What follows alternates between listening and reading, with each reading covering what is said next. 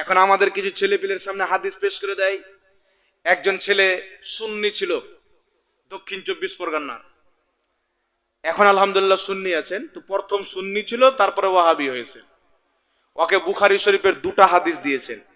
হযরতে আব্দুল্লাহ ইবনে উমর রাদিয়াল্লাহু তাআলা আনহু বলছেন, বুখারীর হাদিস, নবী পাক সাল্লাল্লাহু আলাইহি সাল্লাম যখন রুকুতে যেতেন হাত উত্তোলন করতেন, রাফায়ে দেন।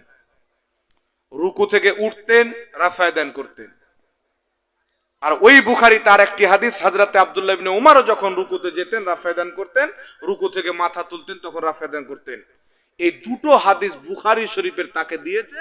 আর ওই ব্যক্তি সুন্নি জামাত ছেড়ে ওয়াহাবি হয়ে গেছে। কিন্তু ওই ওয়াহাবির তলায় গলায় নিচে পেটের মধ্যে বাথরুমের রাস্তায় কি আছে তো জানে না, না কি বলেন?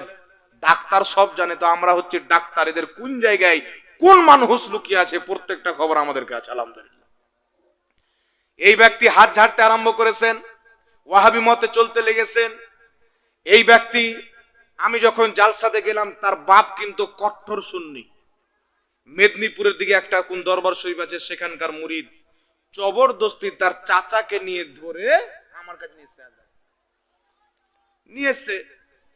নিয়ে আসার পরে বলছেন যে হুজুর, আমার ছেলে আগে সুন্নি ছিল, এ কি জন্য ওয়াহাবি হলো, একে জিজ্ঞাসা করেন। তো আমি তাকে জিজ্ঞাসা করলাম যে কি ব্যাপার, কি শুনছি? ঠিকই বলছে, হ্যাঁ হুজুর। কি জন্য হয়েছে? বলছে ওয়াহাবিরা সহি হাদিস আমল করে আর আপনারা জয়ীফ হাদিস আমল করেন। সহি হাদিস কোনটা, আমরা জয়ীফ হাদিস কোনটা আমল করি? বলছে সহি হাদিস বুখারীতে আছে, রাফায়ে দেন নবী করেছেন, সাহাবা করেছেন। আর আপনারা রাফায়ে দেন করেন না, এটা জাল হাদিস, কোনো হাদিসে নাই।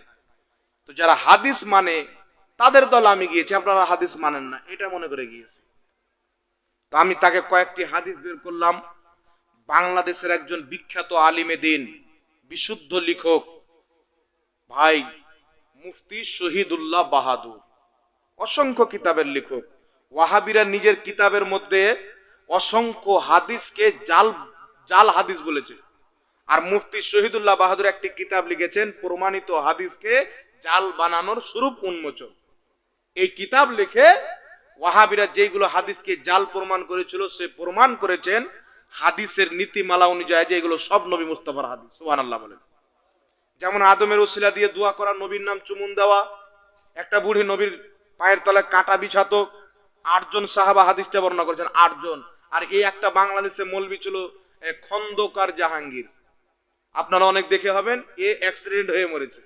এ নবীর অসংখ্য হাদিসকে নিজের কিতাব হাদিসের নামে জালিয়াতি, একটি কিতাব লিখেছে হাদিসের নামে জালিয়াতি। ভারতেও কিতাবটি পাওয়া যায়। নবী পাকের অসংখ্য বিশুদ্ধ হাদিসকে সেই কিতাবের মধ্যে সে জাল লিখেছে, যে কোনো হাদিসই নয়। তার জন্য আল্লাহ পাক তার শাস্তি দুনিয়াতে দিয়েছে, ব্যাটার লাশ পর্যন্ত ক্যাচড়ার মতন হয়ে যাবে, চাক্কাতে পিষে দিয়েছে। বুঝতে পারছেন? নবীর বেয়াদবি করলে মত ভালো হবে না। আগাছা মত মরেছে, জাহান্নাম কানপরাম চলে গেছে, মরে মাটির সাথে মিশে পোকা মাকড় খেয়ে শেষ করে দিয়েছে।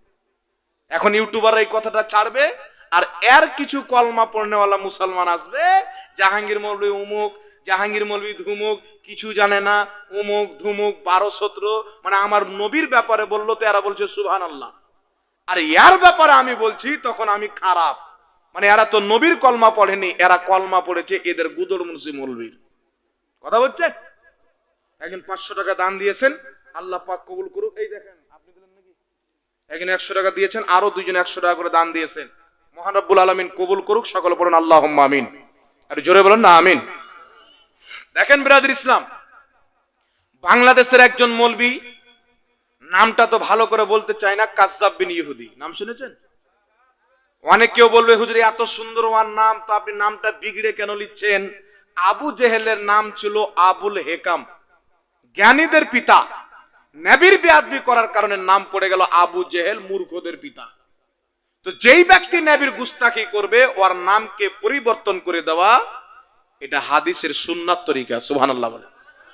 এই লোকটা বলেছে কি, নবী পাক সাল্লাল্লাহু আলাইহি ওয়াসাল্লামের জিজ্ঞাসা করলেন একটা পূর্চা দিয়ে, হুজুর নবী নূরের তৈরি না মাটির তৈরি? তো তোর যদি আকীদা থাকে নূর নয় মাটি, তো তুমি বলে দে না মাটির তৈরি।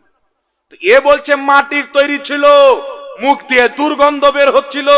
জিবরিল এসে বলছে মুহাম্মদ তোমার মুখ দিয়ে দুর্গন্ধ বের হচ্ছে, মুখটা পরিষ্কার করো। এই বলেন লাগবে কি লাগবে না কথাটা? এটা আমার নবীর শানে বাক্য ব্যবহার করা ছিল? একটু জোরে বলেন ছিল? তিরমিজির হাদিস, সাহাবা বলছেন নবী যখন কথা বলতেন নবীর মুখ দিয়ে নূরের টুকরা বেরিয়ে বেরিয়ে জমিনে আলোর মতো পড়তো।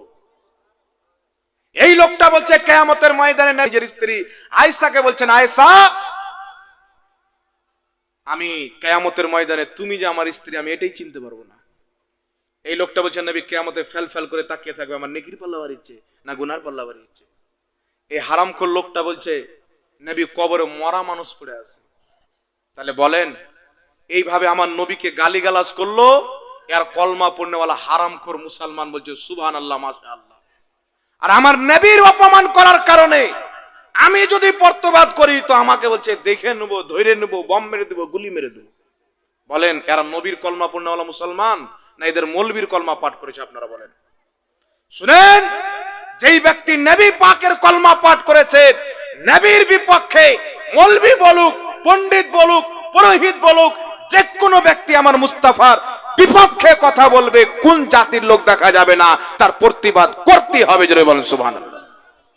ইমাম মালিক রাহমাতুল্লাহের নিকট একজন গিয়ে বলছেন, হুজুর এমন একটা জামানা চলে আসলো মুসলমানের সামনে কেউ নবীর তাওহীন করছে, অপমান করছে, মুসলমান ওই সময় কি করবে? হযরত ইমাম মালিক বলছেন যে নবীর অপমান করবে তাকে হত্যা করা মুসলমানদের জন্য ফরজ। বলছে যদি হত্যা না করতে পারে ইমাম মালিক বলছেন সে নিজে মরে যাবে। কোন মুসলমানের সামনে যদি নবীর অপমান হয়, যেই ব্যক্তি নবীর অপমান করবে তাকে হত্যা করা জরুরি। এটা ইসলামের কানুন। ভারতে আমরা এটা নেই, ভারতের সংবিধান মানে আমরা আইনি ব্যবস্থা নেব, ইসলামের কানুন বলছে আমি তাকে হত্যা করতে হবে। ইমাম মালিককে বলছেন হুজুর যদি হত্যা করতে না পারে, যেই মুসলমানের সামনে অপমান হবে, হত্যা করতে পারবে না, বদলা নিতে পারবে না, ও মুসলমান নিজে মরে যাক, তার বেঁচে থাকার কোনো দরকার নাই। চিন্তা করেন। আর যেই মৌলবী আল্লাহর হাবিবের অপমান করেছে, কিছু হারামখোর মুসলমান দেখতে পাওয়া যায় এদের পিছন পিছন দৌড়ছে। বলছে গস পাক যে জান্নাতে যাবে কিনা এটা বলা যাবে না। আর দিলবার সাইদি এ যখন মরেছে তো বলছে জান্নাতে ওর মুখে আমরা কুরআন শুনবো, ওর বাপতাই জান্নাতে যাবে, কিন্তু গস পাক যে জান্নাতে যাবে এর কোনো গ্যারান্টি নাই।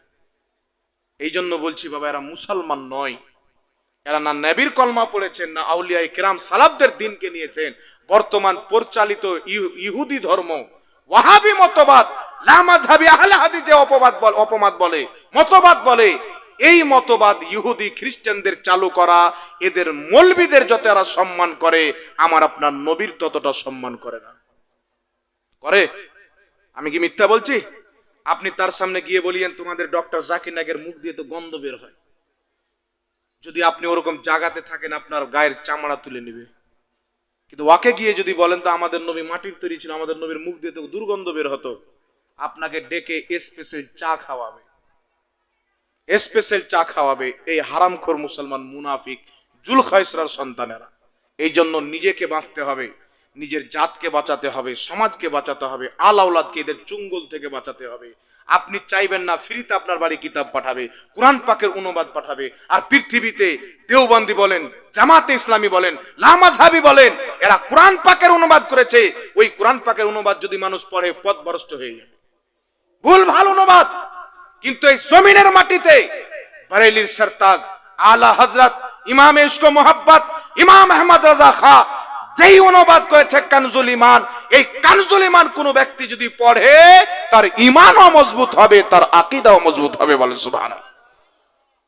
কেউ চ্যালেঞ্জ করতে পারবে না আমাদের তরজমাকে। মিশরের সবচাইতে বিশ্বের বড় ইউনিভার্সিটি জামে আজহার, সেখানে আলা হযরতের অনুবাদকৃত তরজমা কানজুল ঈমান পেশ করা হলো। মিশরের প্রিন্সিপাল সহ সমস্ত শিক্ষক বলেছিল কোরআন যদি আরবি ভাষাতে অবতীর্ণ না হয়ে উর্দু ভাষাতে অবতীর্ণ হতো, বেরেলির আহমদ রাজার অনুবাদ করা কানজুল ঈমানের রূপে হতো। জোরে বলেন সুবহানাল্লাহ। ফেস টু ফেস 1450 বছর থেকে নিয়ে 1400 বছর থেকে নিয়ে যত মুফাসসির যেইভাবে কোরআনের আয়াতের ব্যাখ্যা করেছেন ওইভাবে আমার আলা হযরত অনুবাদ করেছেন মুসলমান। কিন্তু এরা আলা হযরতকে মানবে না। পোল্ট্রি মুরগি বলছে আলা হযরত বলা যাবে না, বলছে আমার নিকটে আলা হযরত বলা হারাম। বলে কি বলে না? মানে শরীয়ত তো ওর বাপের মানে, তো ইসলাম মানে না, ওর নিকটে যেটা হারাম ওটাই হারাম। কিন্তু আমাদের ইসলামে যেটা হারাম ওটা হারাম, ইসলামে যেটা হালাল ওটা হালাল। কারণ আমরা মানি ইসলাম আর ওরা মানে বাপের ঘরের ফতোয়া। না কি বলেন বাবা? আমার নিকটে হারাম বলবে? ওকে কি আল্লাহ ওহী নাজিল করে শরীয়ত দিয়েছে নাকি? শরীয়ত হচ্ছে